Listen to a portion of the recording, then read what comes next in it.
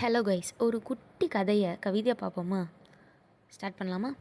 அனைத்து முறை அலைபேசி அடிக்கும்போதும் என் மகன்தான் என ஆசையாய் அலைபேசி எடுத்து காதில் வைத்தால், யார் யாரோ என்னை அம்மா என அழைக்க, நான் பெற்ற செல்வமெனை தொந்தரவாய் நினைப்பதினாலோ அழைப்பதில்லை என அழுத நாளில், எனக்கு வயதானதினாலும் நீயும் உன் மனைவியும் பணி செல்வதினாலும் என் உடனிருந்து பேசி சிரிக்க ஆளில்லாமல் நான் அவதியுறுவேன் என நினைத்து முதியோர் இல்லத்தில் சேர்த்து விட்டாயே என் மகனே. நீ சிறுவயது இருக்கையிலே முந்தானையில் உன்னை சுமந்து காடு மேடு அலைந்து திரிந்து காலெல்லாம் வலிக்குதடா. காலை மாலை நேரமில்லாமல் கணக்கில்லாமல் உழைத்ததினால் பசிதாகம் பார்க்காமல் உனக்காக உழைக்கையிலே உன் முகமூடியில்லா புன்னகையை காணும் இன்பமொன்று போதும் என நினைத்தவள் நான்.